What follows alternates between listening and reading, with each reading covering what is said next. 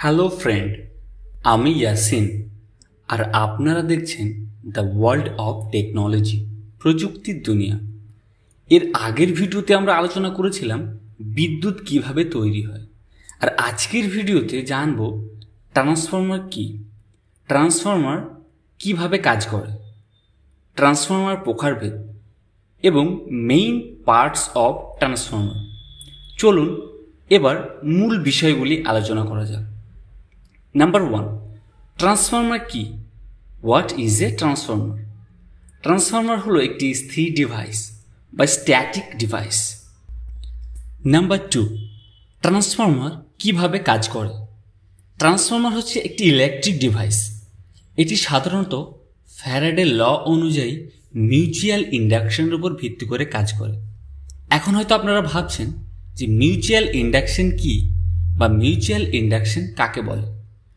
যখন কোনো সার্কিটে অপর আরেকটি সার্কিটের মধ্যে কারেন্ট পরিবর্তনের ফলে ইলেকট্রোমোটিভ ফোর্স বা ইএমএফ জেনারেট হয় এবং সার্কিট দুটি ম্যাগনেটিক্যালি সংযুক্ত হয়, তখন এই প্রক্রিয়াটিকে মিউচুয়াল ইন্ডাকশন বলে।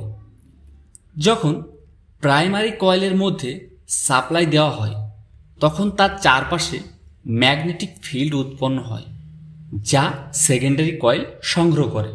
ফলে প্রাইমারি এবং সেকেন্ডারি কয়েলের মধ্যে একটি মিউচুয়াল ইন্ডাকশন তৈরি হয় এবং সেকেন্ডারি কয়েলের মধ্যে বিদ্যুৎ তৈরি হয়। আর এইভাবে মূলত ট্রান্সফর্মার কাজ করে থাকে। এবার জেনে নেওয়া যাক ট্রান্সফর্মারের প্রকারভেদ। ট্রান্সফর্মারের প্রকারভেদ মূলত দু প্রকার। একটা হচ্ছে স্টেপ আপ ট্রান্সফর্মার এবং অপরটি step down transformer.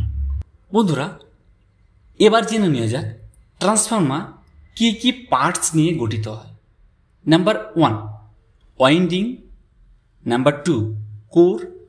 Number 3, oil. Number 4, tank. Number 5, insulation. Number 6, conservator. Number 7, vent pipe. Number 8, Buchholz relay. Number 9, breather. Number 10, silica gel. Number 11, bushing. Number 12, earth terminal. এবং এর সাথে আরও ছোট ছোট ডিভাইস ইউজ করা হয়। তো বন্ধুরা, আজকের আলোচনা এই পর্যন্ত। এই রকম আরও ভিডিও পেতে পেজটিতে লাইক, কমেন্ট, শেয়ার এবং সাবস্ক্রাইব করতে ভুলবেন না।